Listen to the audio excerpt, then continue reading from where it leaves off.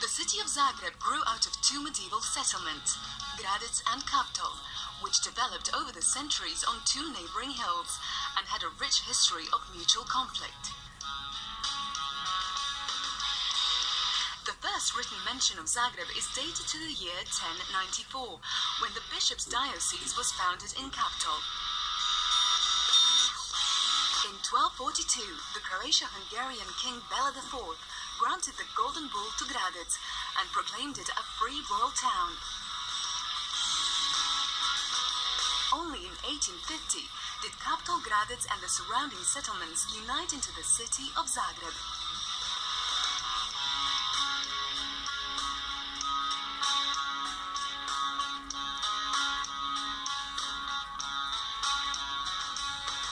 The upper town is also called Gradec or Grič.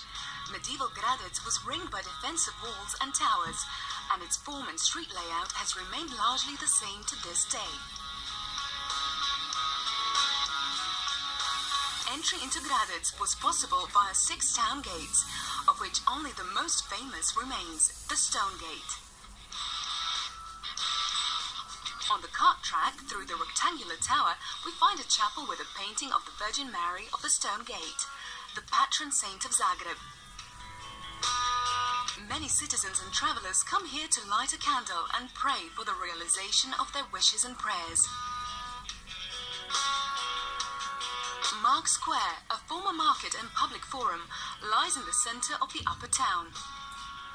Today, this is the seat of the Croatian government, in the Ban's Court, with the Croatian parliament located on the other side of the square. The Church of St. Mark is the oldest parish church in Zagreb and one of the most recognizable symbols of the city. The changing of the guard, carried out on St. Mark's Square by the historical unit, the Kravat Regiment, is especially impressive.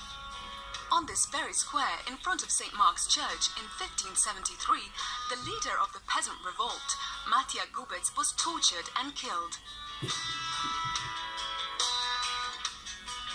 On Cyrillo-Metodska Street, which leads from St. Mark's Square toward Lotršćak Tower, we find the Zagreb City Assembly, where decisions regarding city management as well as wedding ceremonies are carried out. Don't be surprised when you see some wedding parties waiting here for their turn to get married on a Saturday afternoon. Lotršćak Tower is a part of the city's former defenses. At the top of the tower sits a cannon which fires every day to mark the noon hour. There are several theories of why the Grič cannon has fired every day at noon since 1877. But the official one is that it was a great way to mark the exact time for the church bell tollers. For a great number of tourists, this is one of the most fun attractions. Even though they know it's coming, the boom still makes them jump.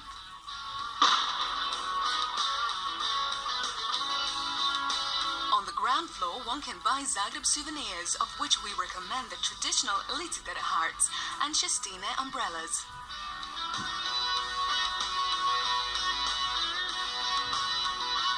Throughout the city center, you can find nice young ladies dressed in Šestine national costume, from whom one can also buy interesting souvenirs.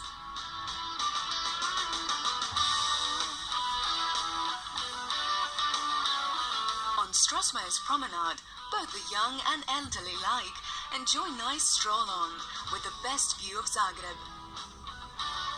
Guests and tourists relax on the benches.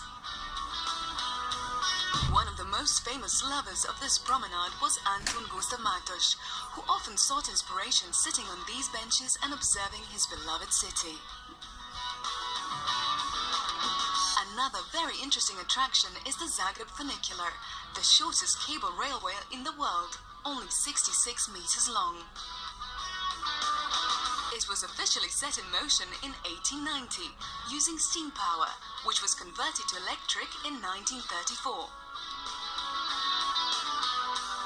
It links the upper and lower towns, and you should definitely take the opportunity to take a ride and enjoy the view.